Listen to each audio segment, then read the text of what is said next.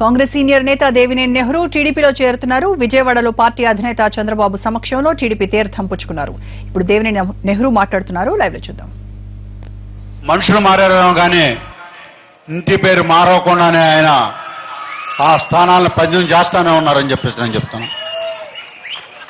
91లో రామారావు గారు పిలిచి నాయకత్వాన్ని వహించు, జిల్లాని నీ చేతిలో తీసుకోమన్నప్పుడు కేపీ రెడ్డి అనే కాంగ్రెస్ పార్టీలో నుంచి తెలుగుదేశం పార్టీలో జాయిన్ చేసి 91 పార్లమెంట్ ఎలక్షన్స్లో కేపీ రెడ్డి గారిని, శోభనాశ్రావు గారిని ఆ రోజున చంద్రబాబు నాయుడు గారు కూడా వచ్చి కాన్వాక్ చేశారు. ఇద్దరం కలిసి ఆ రోజున 2 సీట్లు కూడా గెలిపించుకున్నామని చెప్పేసి నేను చెప్తాను. అదేవిధంగా 94లో జనరల్ సెక్రటరీగా 17 సీట్లు ఉంటే 15 సీట్లు గెలిపించాం. మరి ఆ విధంగా తెలుగుదేశం పార్టీలో నా ప్రస్థానం బీనైందని చెప్పేసి నేను చెప్తున్నా. ఎందుకు విడిపోయామో నాకే తెలియదు, ఎందుకు ఎన్నాళ్ళు దూరంగా ఉన్నామో మాకే తెలియదు. ఎందుకో చంద్రబాబు నాయుడు గారికి అవకాశం దక్కలేదేమో, నాకు మనసు మారలేదేమో, కానీ ఇద్దరం కూడా కలుద్దాం అనుకున్నప్పుడల్లా ఏదో ఒక అడ్డంకి జరగటం జరిగింది. వాటికి ఆ నిర్ణయాన్ని ప్రతిఫలించడం కూడా జరిగిందని చెప్పేసి నేను చెప్తాను. చంద్రబాబు నాయుడు గారు నేను ఒకటే చెప్తున్నా, నాది ఒకే ఒక మాట, ఒకే ఒక బాట. నా కంఠంలో ప్రాణం ఉండగా ఒక నాయకుడికి బైండ్ అయ్యానంటే, ఒక కమిట్మెంట్ ఇచ్చానంటే ఆ ప్రాణాన్ని దారపోస్తానని చెప్పేసి నేను చెప్తున్నా. అదే నా ఎమ్మటి వచ్చిన వాళ్ళకు కూడా ఇవాళ జాయిన్ అవుతున్నారంటే 82లో ఆ రోజున తెలుగుదేశంలో పార్టీలో పుట్టి వాటి వరకు ఉన్నారంటే వాళ్ళంతా మాజీలుగా ఉన్నారంటే మన 2014లో పడినటువంటి దెబ్బతో మేమంతా మాజీలు అయిపోయామని చెప్పి చెప్తున్నాం. ఇవాళ 10 మంది డిప్యూటీ మేయర్లు కానివ్వండి, 18 మంది కార్పొరేటర్లు కానివ్వండి, మాజీ మండల ప్రజా పరిషత్ అధ్యక్షులు కానివ్వండి, జడ్పీటీసీలే కానివ్వండి. నేను ఇంకొకటి కూడా చెప్తున్నా, పట్టిశ్రమ పెట్టినారు. పట్టిశ్రమ పెట్టినప్పుడు నేను నిర్మమాటంగా చెప్తున్నా, పోలవరం వెనక్కి వెళ్ళిపోతున్నామనే ఉద్దేశంతో ఆ రోజు నేను కూడా విమర్శించిన వాళ్ళలో నేను ఒకనని చెప్పేసి నేను చెప్తున్నా. కానీ ఆ రోజు మీడియా వాళ్ళు అందరూ కూడా ఉన్నారు. మీడియా సాక్షిగా నేను ఒకటి అన్నా ఆ రోజున, అదే పట్టిసీమ ప్రాజెక్టు కనుక సంవత్సరం లోపల కనుక చంద్రబాబు నాయుడు గారు పూర్తి చేస్తే 500 కార్లతో ఊరేగింపుగా తీసుకొచ్చి ఈ విజయవాడలో చంద్రబాబు గారి సమక్షంలో ఆయన అనుమాల తిరుగుతానని చెప్పేసి మరి ఇక్కడున్న మీడియా మిత్రులందరికీ కూడా తెలుసు. కానీ అది ఈ రోజుకు ఫలించిందని చెప్పేసి నేను చెప్తాను. అదే కాదు, కాంగ్రెస్ పార్టీలో ఉండగా నన్ను రాజధాని ఏరియాలో 30,000 ఎకరాలు తీసుకుంటున్నారు, వెళ్ళి చూడండి అని చెప్తే నేను ఒక ఊరెళ్ళి ఎంక్వైరీ చేశాను. ఎందుకంటే తెలుగుదేశం పార్టీలో నేను గుంటూరు జిల్లా ఇన్ఛార్జిగా కూడా ఉన్నా 93, 94లో.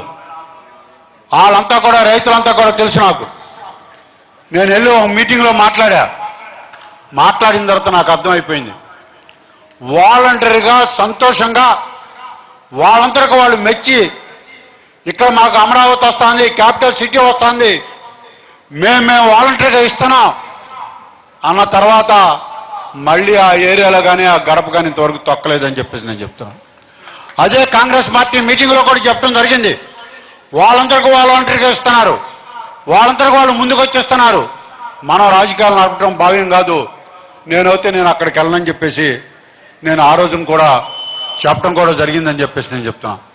అదే కాదు, రోడ్ల మీద ఉన్నటువంటి గుళ్ళ గురించి కూడా ప్రస్తావన వస్తే నేను ఒకటే చెప్పా, 40 ఏళ్లుగా ఉన్నటువంటి గుళ్ళల్లో వచ్చి జోక్యం చేసుకుంటా ఎక్కడో మారుమూలుగా ఇందాక నాని అన్నట్టు మూల ఉన్నటువంటి విజయవాడని వాళ్ళు క్యాపిటల్ చేస్తున్నాడు ఆయన.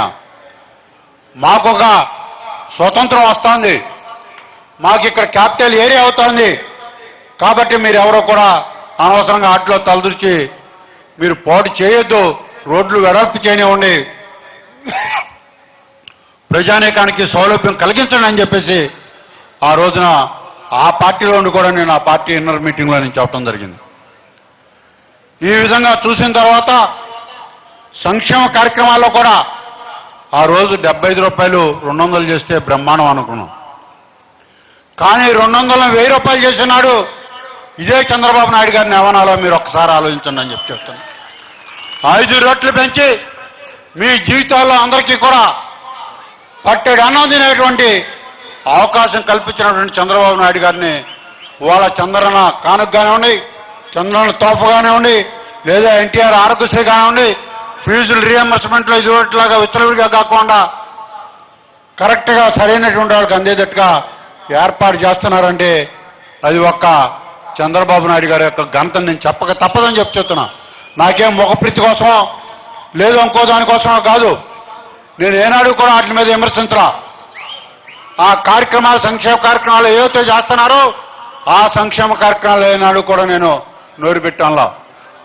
డెవలప్మెంట్ కార్యక్రమాలు ఎన్నైతే ఉన్నాయో చంద్రబాబు నాయుడు గారు మీరు చేసేటువంటి ఇరిగేషన్ ప్రాజెక్ట్స్ కానివ్వండి, లేదా వాళ్ళు అమరావతికి కొన్ని వేల కోట్లు ఖర్చు పెడతాం కానివ్వండి, ఇంత లోటు బడ్జెట్లో ఆ రోజున కుర్చీ కూడా లేనటువంటి పరిస్థితుల్లో ఈ రోజున ఈ రాష్ట్రాన్ని ముందుకు తీసుకెళ్తున్నారంటే మా అందరికీ కూడా చాలా సంతోషంగా ఉంది. విమర్శించే వాళ్ళకు కూడా ఏం చేయాలో అర్థం కాకుండా వక్ర భాష్యాలతో మాట్లాడుతున్నారని చెప్పేసి నేను చెప్తున్నా. వాళ్ళ ఉన్న ప్రతిపక్షం గురించి నేను ఒక్క మాట చెప్పాలా. వారికి అవగాహన లేదు, ఆయన సీనియర్ కాదు, ఎక్స్పీరియన్స్ లేదు, వాళ్ళకి ఇక్కడ జరుగుతున్నటువంటి అభివృద్ధి అంటే ఏంటో తెలియదు. వాళ్ళకు కావాల్సింది వాళ్ళ దందాలు నడవటం, దానికి అనుగుణంగా దేనికి డెవలప్ అయ్యేటువంటి అమరావతి క్యాపిటల్ని ఏ విధంగా అడ్డుకోవాలా, ఏ విధంగా అమరావతిని రానికుండా చేయాలా, ఇరిగేషన్ ప్రాజెక్ట్స్ని ఏవైతే రానికుండా చేయాలా, ఎవరితో వ్యాజ్యం వేయించాలా, హైకోర్టులో ఏదైతే చేయాలనేటువంటి ఆలోచనలో ఉన్నారు. నేను అందునే చెప్తున్నా, చంద్రబాబు నాయుడు గారు అమరావతి మీది. ఆ అమరావతి వాళ్ళు ఏదో మేము వచ్చామని మిమ్మల్ని బలపరచడం కాదు. మీ అందరికి మీకే జనాలు మీకు ఓట్లేసి ఇక్కడ ప్రతి ఒక్కరిని కూడా గెలిపించారు, మీకు అంగుగా నిలబెట్టారు. మీరు ఊ అంటే ఊఏ, ఆ అంటే ఆనే. కాకపోతే మేమంతా కూడా మీకు ఒక రక్షణ కవచంలాగా.